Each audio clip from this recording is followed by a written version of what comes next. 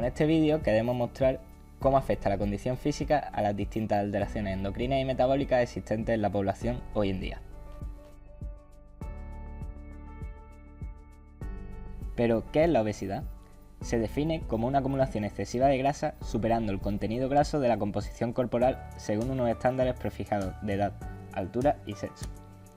En población adulta se considera la obesidad con valores del índice de masa corporal igual o superiores a 30 kg partido de metro cuadrado, mientras que en la población infantil se utilizan como referencia unas curvas de IMC específicas para la edad y el sexo. Esto es un problema que afecta a la población mundial. Por ejemplo, en Estados Unidos se han implantado programas para combatir la obesidad infantil mediante el uso del comedor en los colegios. Pero esto no solo ocurre en el continente americano, sino que aquí mismo, en España, 1 de cada 2 niños sufre obesidad. Somos el segundo país de la Unión Europea con mayor obesidad infantil, justo por detrás de Reino Unido. A la hora de analizar la obesidad distinguiremos dos grandes grupos. El primero será adultos y mayores, y el siguiente que analizaremos serán jóvenes. Dentro del grupo adultos y mayores distinguiremos dos grandes factores a analizar, como son la capacidad aeróbica y la fuerza. Ambos factores son independientes, por lo que el trabajo de uno no condiciona al otro.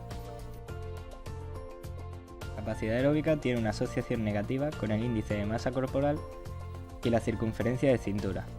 Además, se ha investigado y se ha concluido que con un trabajo al 20 o 30% de la intensidad máxima será suficiente para obtener beneficios con respecto a la obesidad. Si hablamos de fuerza, en varios estudios donde se realizó la dinamometría manual vemos que los sujetos obesos consiguieron mejores resultados que los normopesos. Esto es debido a que no se tuvo en cuenta el estado de peso corporal de los sujetos, por lo que no se analizó la fuerza relativa como factor, sino la absoluta. Además, se sugiere que la fuerza disminuye la probabilidad de exceso de grasa abdominal y total, siendo suficiente con un trabajo en el que lleguemos al quintil de fuerza total como observamos en la gráfica. En el grupo poblacional de jóvenes podemos observar 4 factores influyentes, como son la capacidad aeróbica, la fuerza, la flexibilidad y la condición motora.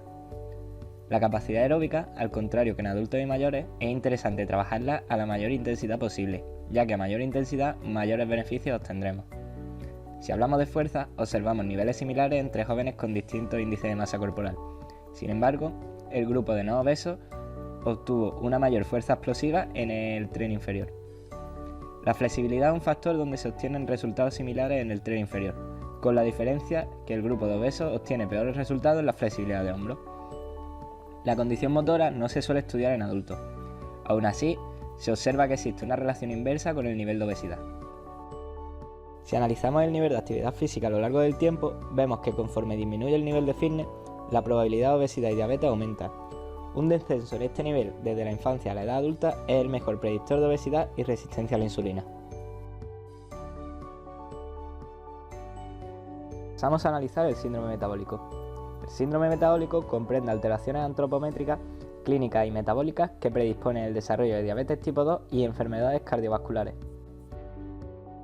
Para poder diagnosticar el síndrome metabólico es necesario tener en cuenta la circunferencia de cintura, siendo los valores de referencia en mujeres de mayor o igual a 80 centímetros y en hombres de 94 centímetros. Además, se deberá tener 2 de los 4 factores aquí mostrados. Hoy día no existe un consenso claro sobre los puntos de corte que establecen el síndrome metabólico.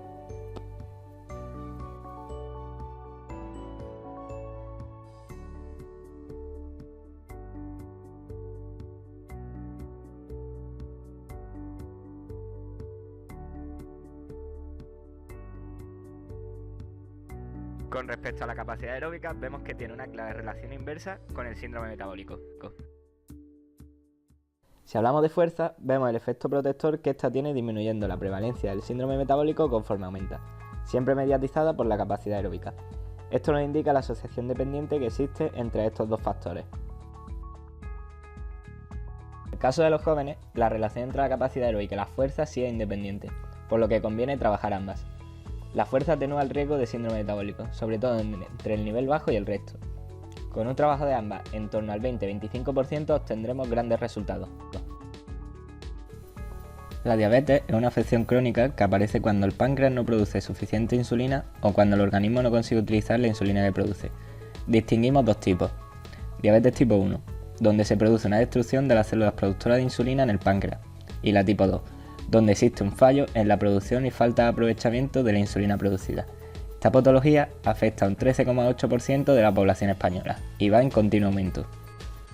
Observando la capacidad aeróbica en adultos y mayores, vemos que una disminución de la misma es un claro factor de riesgo. Esta tiene un efecto protector. Una prevención eficaz de diabetes sería el hábito de realizar actividad física entre un 25 y 50%. Cuanto mayor sea el peso, mayor probabilidad de padecer diabetes tendremos, con la excepción de mujeres obesas o con sobrepeso con buena forma física, que tendrán menos riesgo que sus homólogas en baja forma. Tanto la fuerza isométrica como la capacidad cardiorrespiratoria tienen una asociación inversa con los niveles de glucosa e insulina en ayunas y resistencia a estas en jóvenes. Una actividad física moderada en este grupo tendrá buenos beneficios para los diabéticos tipo 1. Pero ¿y qué pasa en personas que ya padecen diabetes? Esta patología suele desencadenar en síndrome metabólico, por lo que una estrategia de tratamiento sería mantener buenos niveles de capacidad aeróbica y fuerza, factores independientes entre sí, y disminuir el índice de masa corporal. Esto último se hace dificultoso por el hecho de que la diabetes suele desencadenar problemas hormonales, lo que dificulta la tarea de pérdida de peso.